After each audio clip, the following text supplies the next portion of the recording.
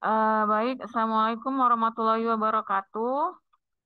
Jadi untuk perkuliahan hari ini kita akan bahas tentang sumber-sumber ya, sumber-sumber di dalam hukum Islam ya. Jadi kalau kita minggu lalu tentang fikih ya, tentang syariat, tentang kanun ya. Untuk hari ini kita akan bahas tentang sumber-sumber di dalam hukum Islam. Nah, sebelum kita mulai, perkuliahan kita kan sudah mulai tatap muka. Cuma karena ini kelas karyawan, jadi Ibu buat online saja ya. Jadi kita online-kan saja. Mungkin minggu depan Ibu akan buat ujian tengah semester ya. Jadi materi-materinya pastinya tentang untuk UTS minggu depan. Oh, UTS-nya juga kita buat online saja ya. Itu tentang pengertian hukum Islam ya. Kemudian tentang ruang lingkup hukum Islam, kemudian tentang kanun, syariat ya sama fikih ya.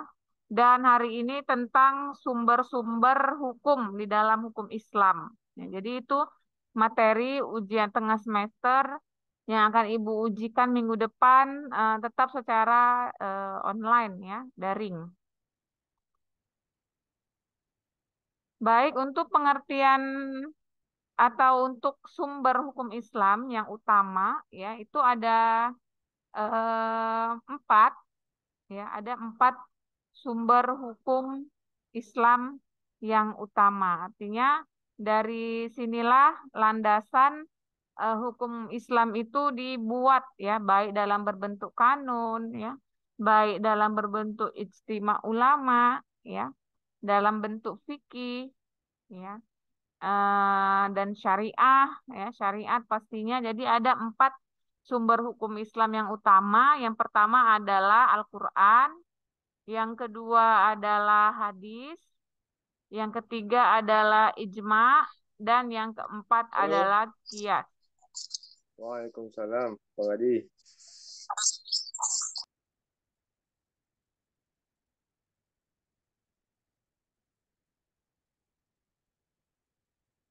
Nah, kalau dari Al-Quran sendiri, ya, maka pastinya sumber hukum Islam yang paling dasar itu adalah Al-Quran. Al-Quran ini adalah kitab suci bagi umat Muslim. Dan Al-Quran ini juga sebagai tiang dan penegak dari syariah Islam. Di mana Al-Quran pesan langsung dari Allah yang diturunkan melalui malaikat Jibril, kemudian Jibril menyampaikannya langsung kepada Nabi Muhammad. Muatan Al-Quran berisi tentang anjuran, ketentuan, larangan, perintah, hikmah, dan masih banyak lagi. Bahkan di dalam Al-Quran juga disampaikan bagaimana masyarakat yang berakhlak dan bagaimana seharusnya manusia berakhlak. Jadi Al-Quran ini merupakan kitab suci umat Muslim. Dan di dalam Al-Quran ini seperti yang Ibu jabarkan tadi, di situ berisikan tentang anjuran ya, anjuran untuk berbuat baik, kemudian anjuran dalam bermuamalah ya. Ada juga ketentuan-ketentuan atau aturan-aturan yang diperintahkan kepada umat muslim ya di dalam berbagai surah dan ayat Al-Qur'an ya. Ada juga di sana larangan ya. Larangan tidak boleh seperti ini, tidak boleh seperti itu. Ada larangan di dalam setiap surahnya ya. Dan juga ada perintah serta ada hikmah dan masih banyak lainnya ya. Dan dalam Al-Quran juga banyak berisi tentang sejarah ya.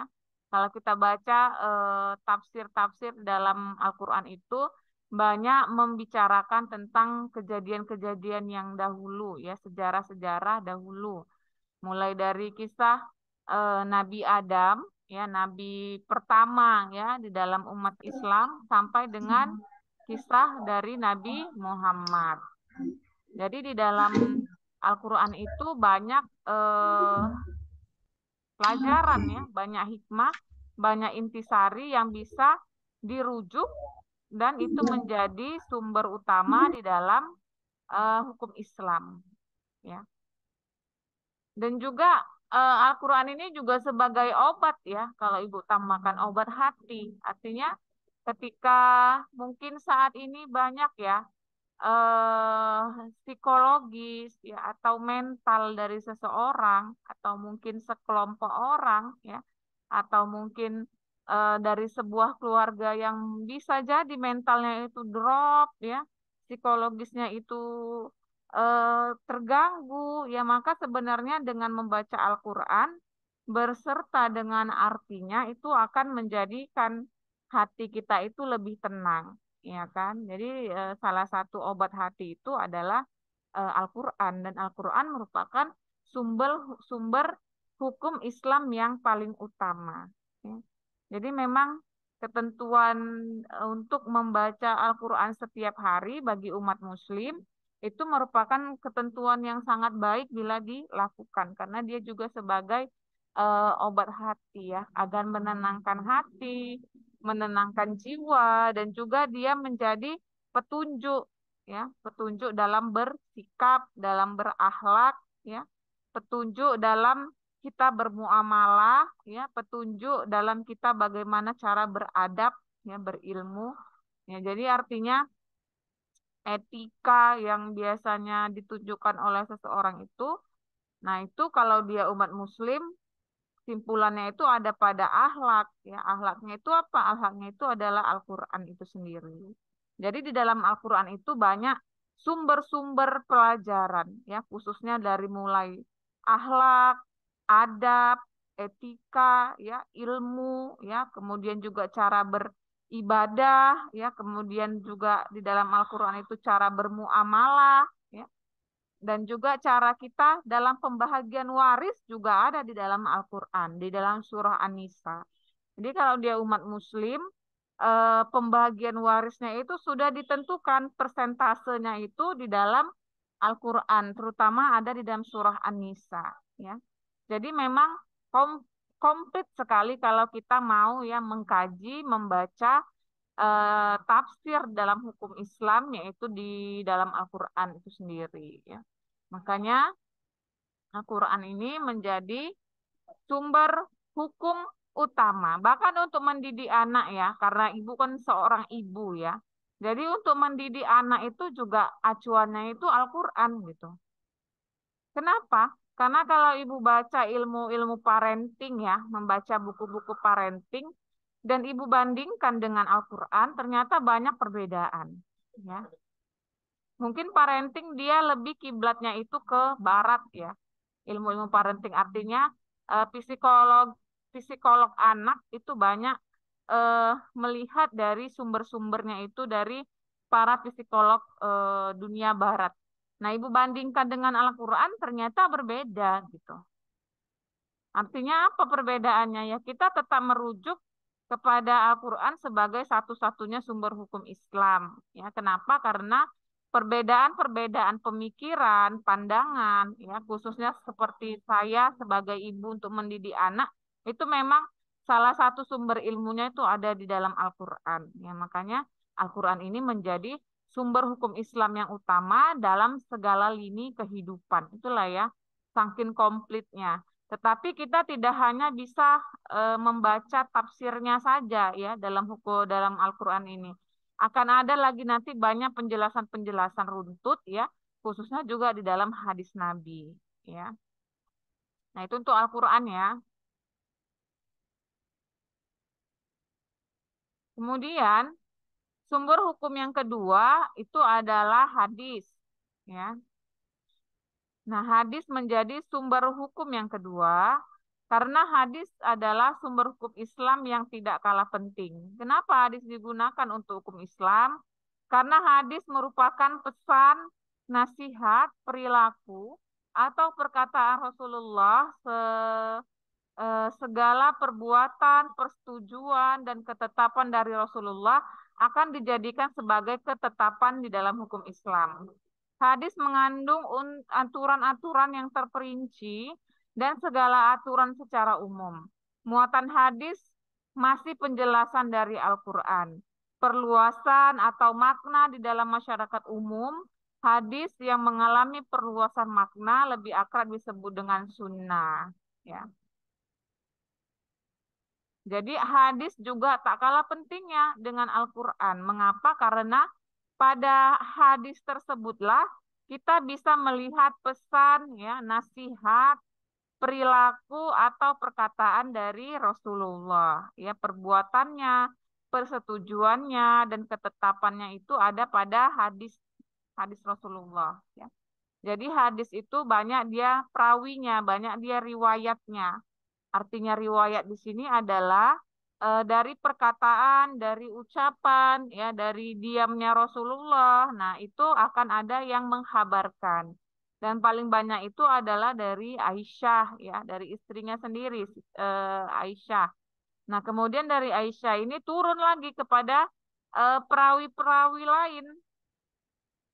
Dan yang paling banyak di dalam hadis Rasulullah ini adalah hadis riwayat Bukhari Muslim, ya. Hadis riwayat Bukhari Muslim, ya. Kenapa? Karena itu adalah perkataan Rasulullah, ucapan. Nah, perawinya ini, periwayatnya ini salah satu yang banyak itu adalah Bukhari Muslim, ya. Nah, Bukhari itu bukan nama, Bukhari itu adalah kota, ya, dari sebuah kota Bukhari yang mana perawinya itu bernama Imam Hambali, ya. Jadi disebut hadis riwayat Bukhari Muslim karena dia berasal, Imam Hambali ini berasal dari kota Bukhari. Nah, untuk hadis sendiri ini ada 3 jenis, ya. 3 jenis daripada hadis, ya. Yang pertama itu adalah hadis sahih. Hadis sahih ini dia merupakan hadis yang kuat, ya. Artinya apa yang diriwayatkan di dalam hadis sahih ini adalah hadis-hadis yang memang langsung dari Rasulullah diturunkan kepada Aisyah.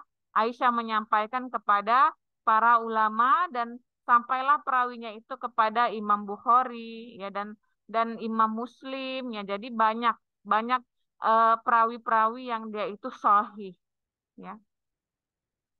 Nah, kemudian jenis kedua itu adalah hadis yang daif. Hadis daif ini adalah hadis yang lemah. Dalam artian lemah adalah perawinya ini tidaklah jelas, ya. Bisa saja hadis tersebut ini adalah hadis yang tidak dilakukan Rasulullah, ya.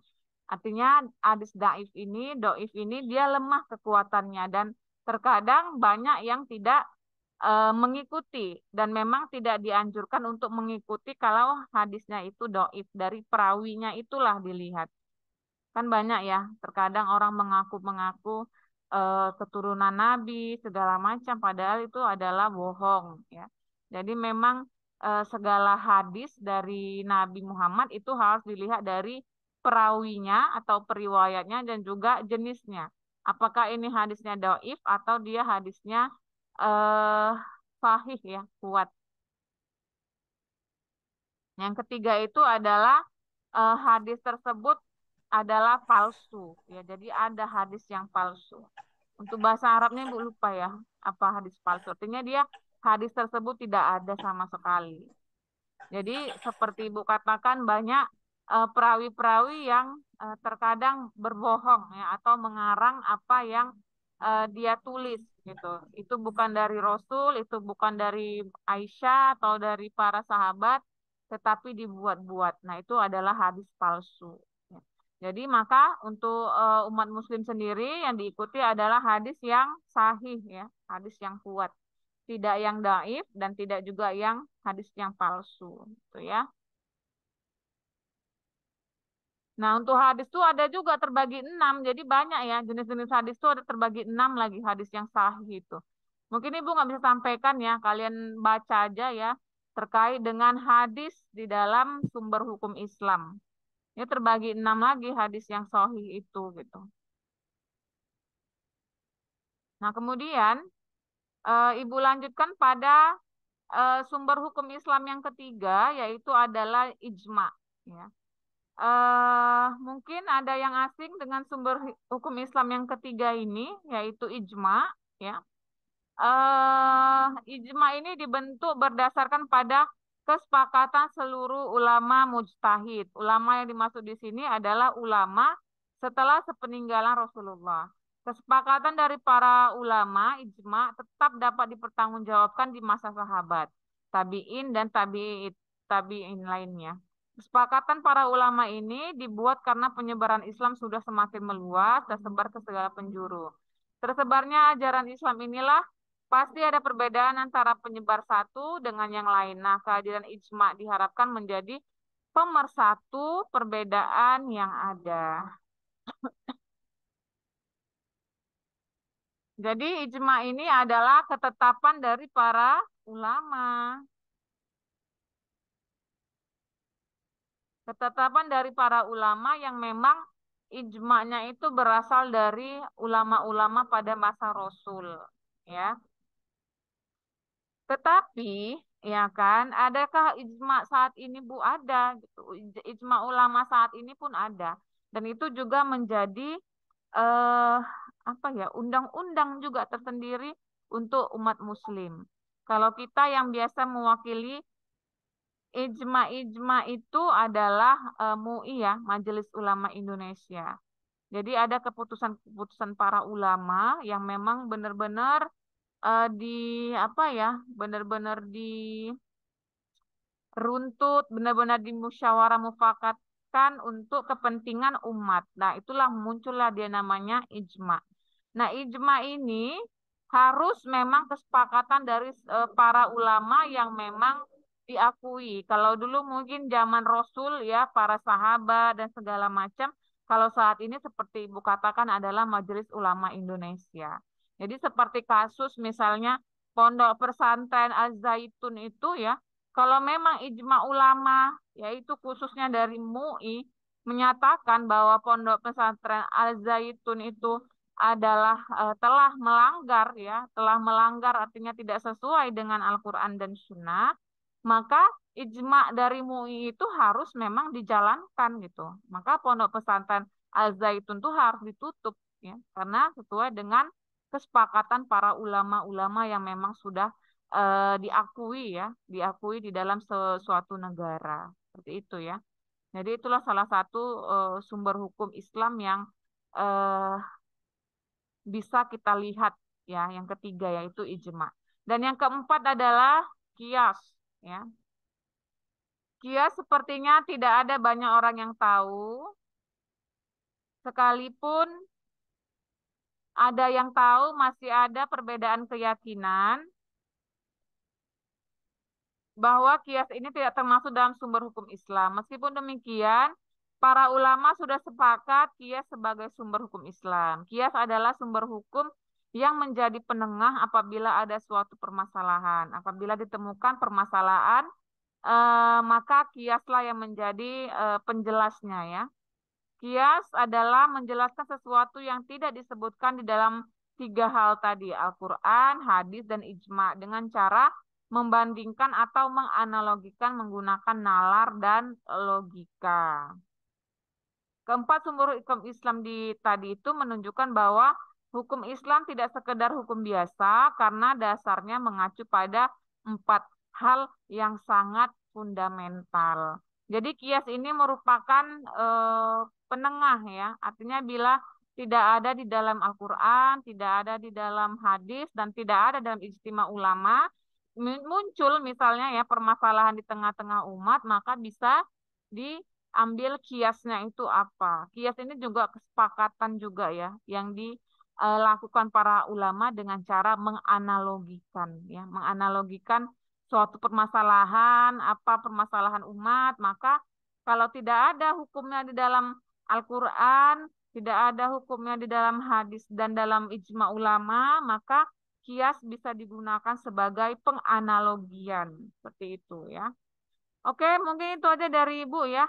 4 sumber hukum Islam. Sebenarnya ada lagi yang mau Ibu sampaikan tentang pembagian hukum-hukum Islam, yaitu wajib, sunnah, haram, makruh, dan mubah.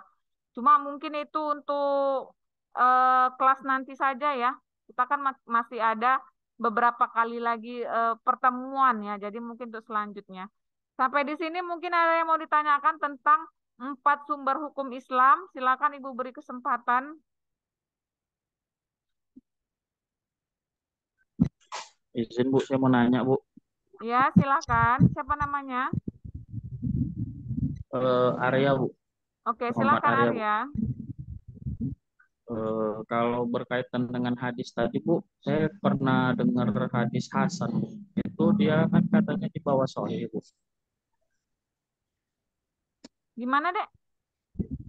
Kalau saya kan pernah dengar hadis Hasan kan Bu. Ya. Dia kan katanya itu derajatnya di bawah Sahih satu tingkat. Apa Di bawah? kriteria di bawah hadis Sahih satu tingkat kan? Artinya ada perawi Ya. yang enggak, maksudnya apakah dia pelupa atau dia ada dinilai oleh perawi lainnya dia kurang soleh atau gimana kan? Iya. Itu Bu masih boleh diamalkan Bu kalau hadis itu Hasan. Oke, iya satu lagi ya hadis yang Hasan ya. Kemudian doif ya. Nah, kalau dia sahih tadi kan udah pasti kita amalkan. Kalau Hasan itu seperti apa ya?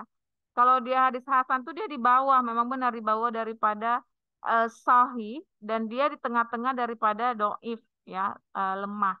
Bolehkah Bu diamalkan? Ya, boleh saja gitu. Tetapi tidak dianjurkan. Artinya dia jatuh ke makruh ya. Kalau apa hukum Islam ya makruh. Jadi bolehkah diamalkan Bu? Boleh. Tetapi itu kalau dia hadis yang Hasan itu dia juga jatuhnya ke lemah, ke daif tadi gitu. Karena perawinya memang tidak tidak apa ya, tidak diakui lah bahwasannya dia memang menulis itu sesuai dengan apa yang dia dengar dia perawi-perawinya, runtutan perawinya itu masih lemah gitu.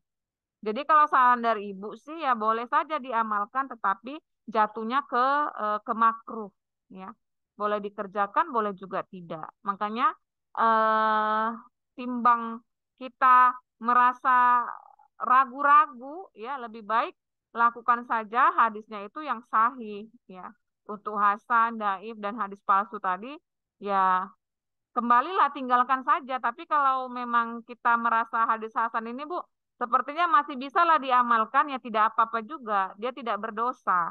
Ya, hanya saja memang perawi-perawinya itulah yang dia itu masih diragukan apakah sahih atau tidak. Kan sebenarnya kembali ke kitanya ya. eh Misalnya hadis Hasan contohnya apa? Coba Arya bisa sebutkan ke Ibu. Kalau yang pernah saya baca lah kan Bu, tentang doa mau buka puasa itu Bu, yang Allahumma lakasumdu itu katanya hadisnya Hasan. Kalau yang sohihnya kan hadisnya kan Zahabaz Zoma itu kan Bu. Ya sebenarnya eh, kalau mengikuti tradisi kita memang tetap Allahumma lakasumtu, ya kan? Jadi seperti Bu katakan, jatuhnya itu dia makruh, boleh dibuat, boleh juga tidak. Tetapi kalau kebiasaan di Indonesia sendiri memang menggunakan eh, doa pembuka dari puasa itu Allahumma lakasumtu, ya tidak apa-apa gitu, tidak jadi masalah untuk diamalkan karena dia tidak berdosa gitu, jatuhnya ke makruh diamalkan. Berpahala kamu ya tetap ada pahalanya, tapi kalau kamu lebih meyakini hadis sahih dengan buka puasa yang tadi, kalau ibu sih pakai tetap yang Allahumma lakasumtu ya. Ya, kenapa? Karena itu memang sudah diajarkan dari kecil ya. Mengenai perawi sebenarnya itu kan masih ragu ya, apakah itu Hasan atau itu Sahih. Tapi kalau ibu sendiri sih itu Sahih ya. Makanya ada perbedaan kan, menyatakan bahwa doa Allahumma lakasumtu itu ya tetap sahih gitu. Walaupun ada yang bilang itu Hasan Bu, tidak juga gitu. Kenapa? Karena memang dari beberapa organisasi Islam ya seperti Muhammadiyah ya, kemudian Nadatul Ulama ya. kemudian juga organisasi Islam lainnya yang memang memakai doa itu. Itu mungkin ya Arya ya. Iya Bu, baik Bu, makasih Bu ya. Oke ya. Baik, ada lagi yang mau ditanyakan terkait 4 sumber hukum Islam?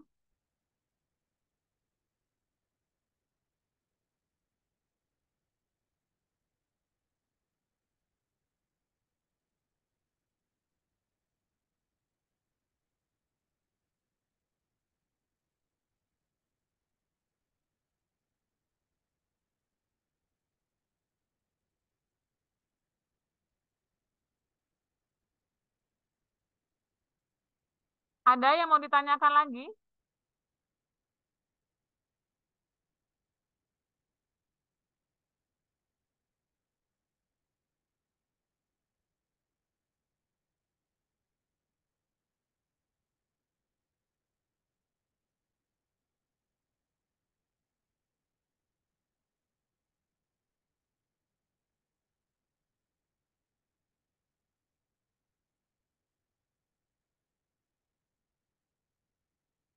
Pas tidak ada.